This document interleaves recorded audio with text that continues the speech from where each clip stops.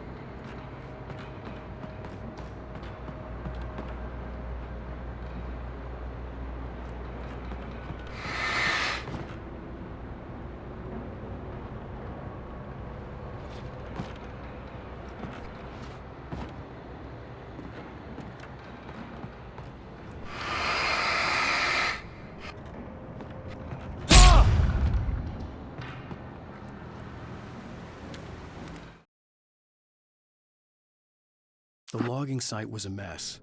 The modular office had been pushed off the cliff. Deputy Thornton climbed up from the wreckage excited, breathing hard from the exertion. Nobody there. It's weird. Don't you think that's weird? Bored, Mulligan let out a mighty snort. Hell, it's always weird, Thornton. Just a question of sorting out what kind of weird it is this time around.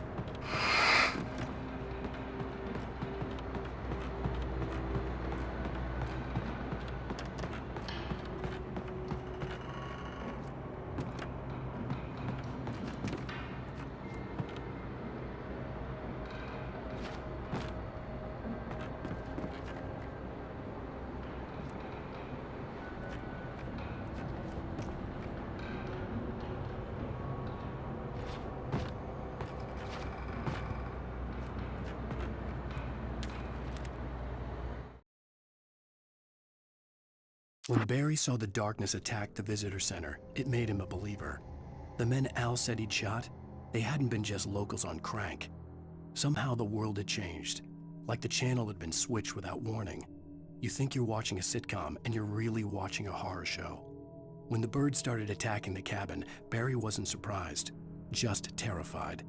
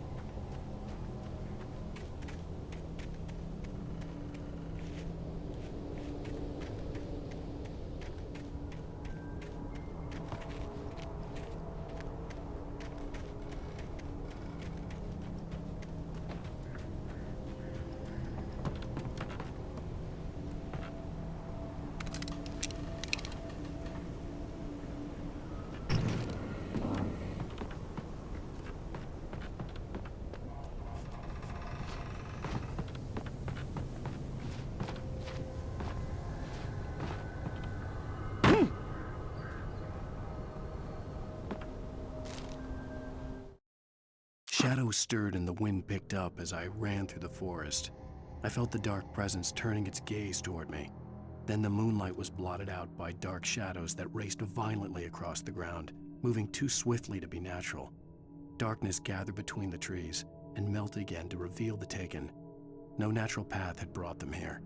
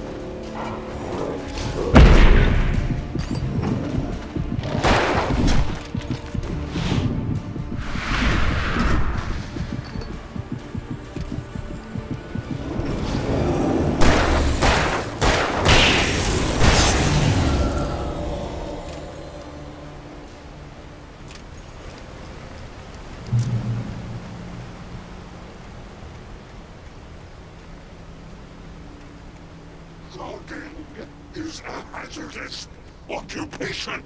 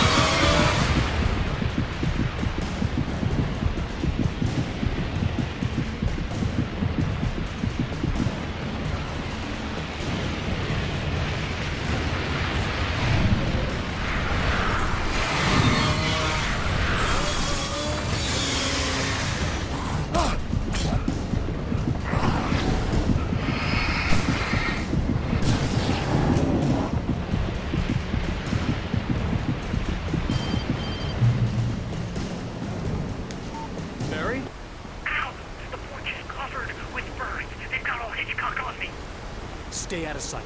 I'm on my way. Don't open the door. What, am I crazy? Stay hidden. I'll be there soon. Just make sure you keep the lights on.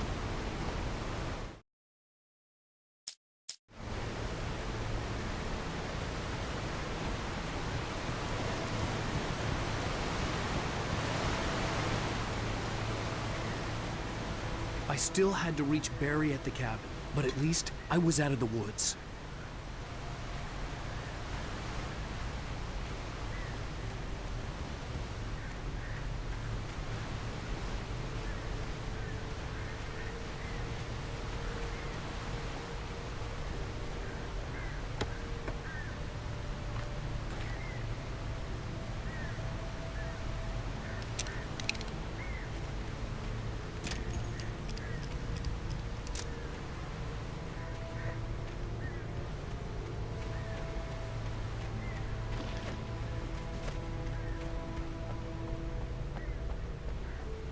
I'd have to get the car from the locked garage. It would get me back to Barry faster, and the headlights were a welcome bonus.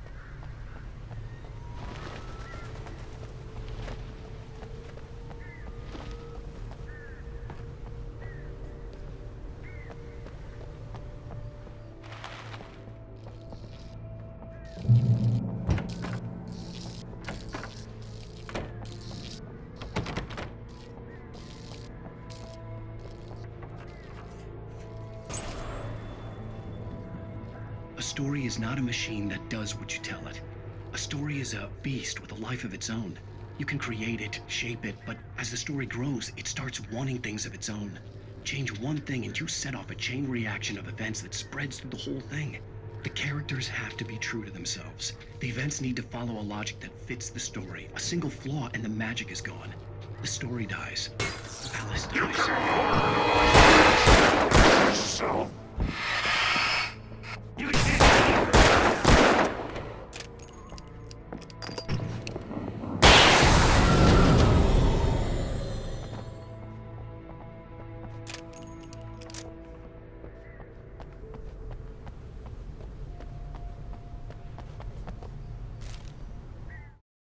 the FBI agent's command froze me in place. I considered surrender. It was all falling apart anyway. I could give in, let someone else deal with it. but it felt all wrong. Call it instinct, his posture, the way he held the gun. He was no friend. Shots ringing in my ears, I leaped for the hole in the fence and stumbled into the darkness beyond.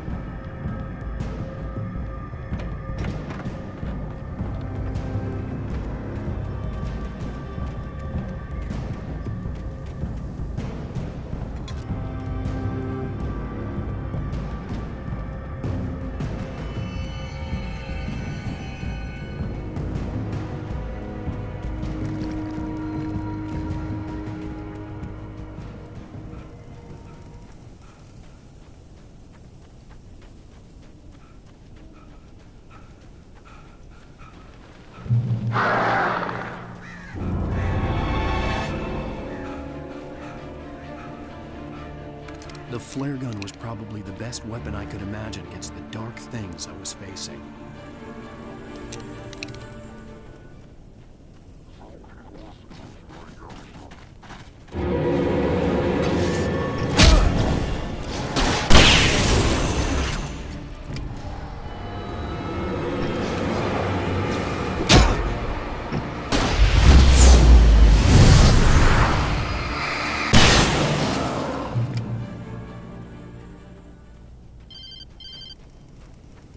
It was the kidnapper.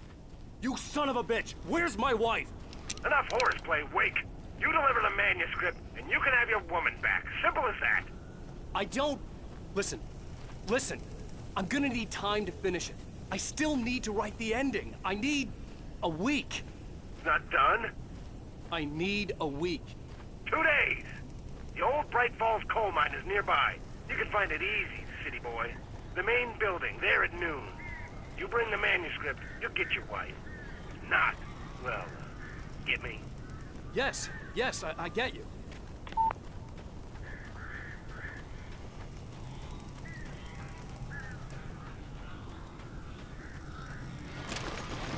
Barry had talked about birds over the phone.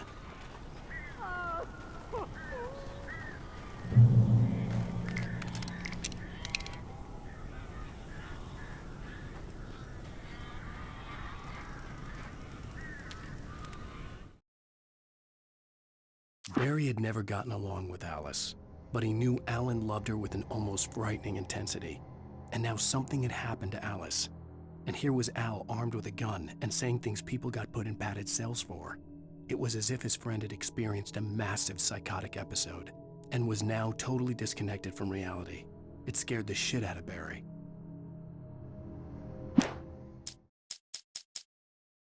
It's true what they say about the fall and the sudden stop at the end. I'd lain here in the snow while the lurid chain of scenes that had led me here kept playing in my head. A rerun of my own private snuff movie.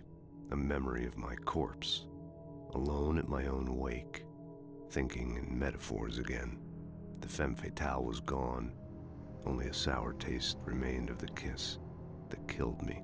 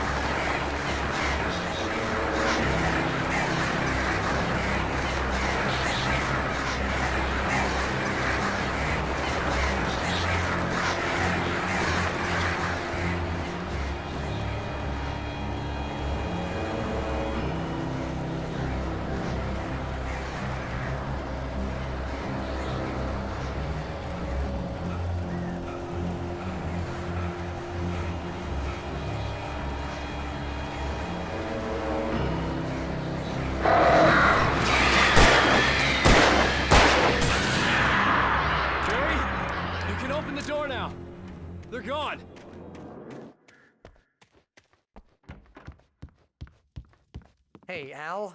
I'm sorry for thinking you were having a psychotic episode, man. I sent Barry to the town to ask around about a man fitting the kidnapper's description. He'd go through the archives of the local paper. Perhaps he could learn something. Anything about the island and the cabin that had disappeared. The man wanted a manuscript. I had to try to write him one to get Alice back.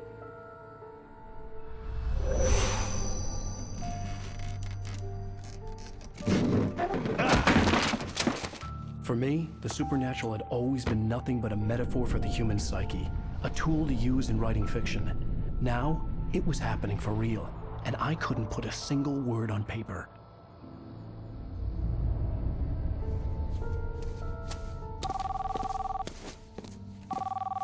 Barry Wheeler speaking. This is Rose. Rose? I found Mr. Wake's pages. Oh, you sweet, brilliant girl. Could you and Mr. Wake come get them? I live in the trailer park outside the town. We'll be there in less than an hour. Bye now. See you soon.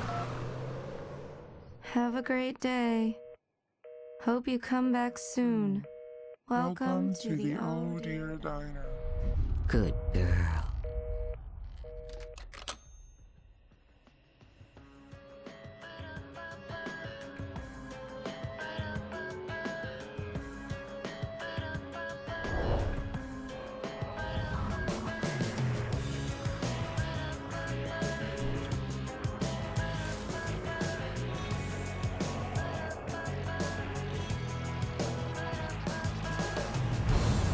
Come here.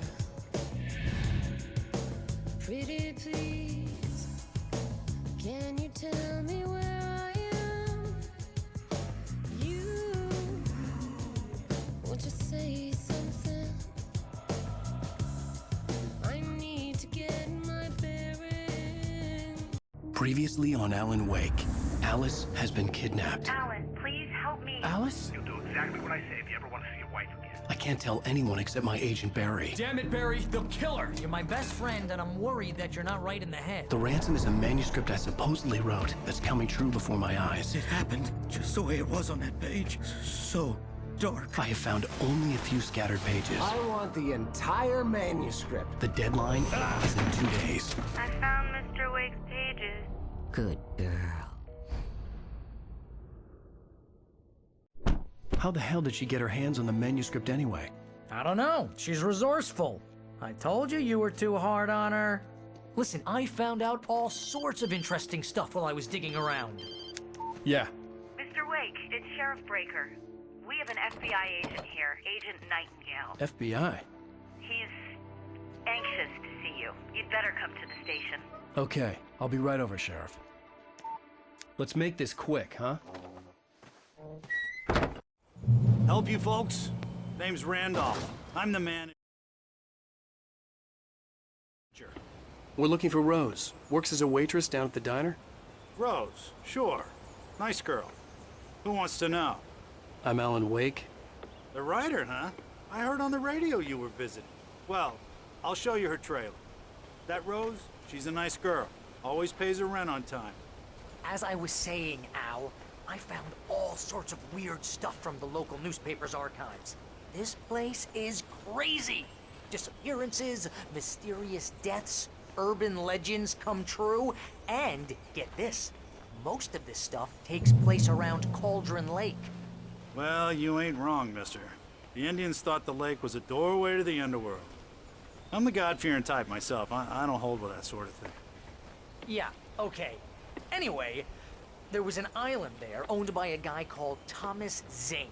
Now, some of the articles I found about him make him out to be a famous writer, but I ran a bunch of searches, couldn't find a single thing he wrote. Zane was heavily into diving, so much so that the place came to be called Diver's Isle. But the volcano under the lake erupted in 1970, and Zane went down with the island. Yeah, how about that? It was there in the morning, as if it had fallen from the sky. But it would take a tornado to lift something like that. We're damn lucky it didn't crush any of the trailers.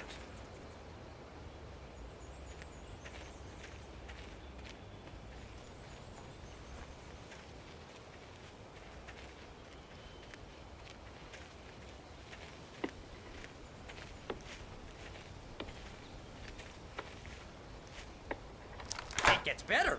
A local girl, Barbara Jagger, drowned in Cauldron Lake just a week earlier. They were lovers. Sure, Jagger's a local spook story. The Scratching Hag. Comes for you in the dark. Childish stuff like that. Anyway, Al, I'm just getting to the best part. All of the articles about this stuff were written by Cynthia Weaver. I asked around, and she's that crazy bag lady you met. What, the lamp lady? She can be a little loopy, but she's not homeless or anything. Yeah, anyway, she knew both Jagger and Zane before they both died, and she had some kind of a breakdown.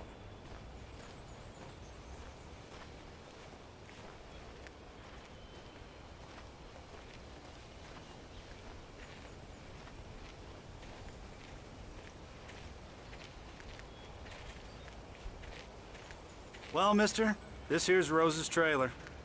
You mind me asking what you want with her? We're just here to talk to her, pal.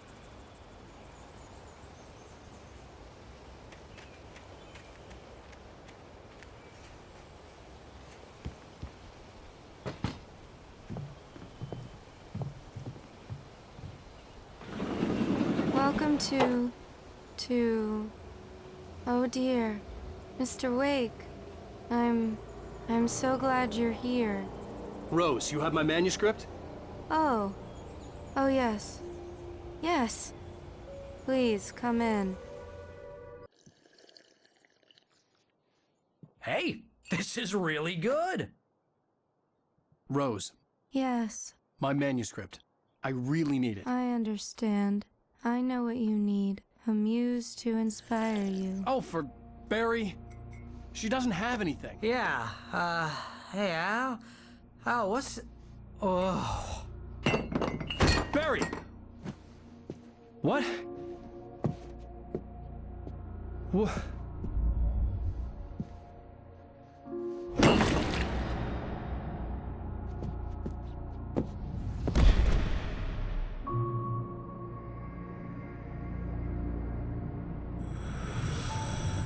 It's coming for you, hiding in my barber's skin. I'm too weak to stop it. You must turn the lights on. I promised I'd come visit you and your lovely wife. You must finish what you started. I insist. You must turn the lights on. Turn the light on. Back to work, boy.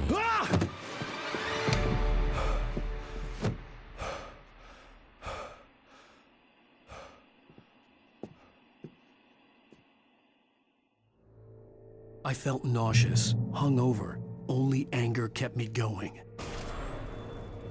I can't tell reality from dream anymore, but it seems I have an imaginary editor to help me. She's an old woman in a funeral dress. I call her Barbara Jagger. She's very strict. I'm writing faster and faster. My manuscript is being heavily revised. The edits are getting very aggressive, and each day there's less of me and more of her. I hate it, but I know she's right. She promises me Rose took a day from me. I had less than 12 hours left to meet the kidnapper. All I could do was get Barry into the car, work something out once I got on the road. Barry was out of it. He was way too heavy to carry. You're right. I deserve more money. I'm so handsome. My gun and flashlight were gone. I'd have to find a way to get Barry into the car as quickly as possible. There was no time to waste. Mr. Randolph liked Rose. That little smile she had. How she was still sweet when life had tried so hard to make her bitter.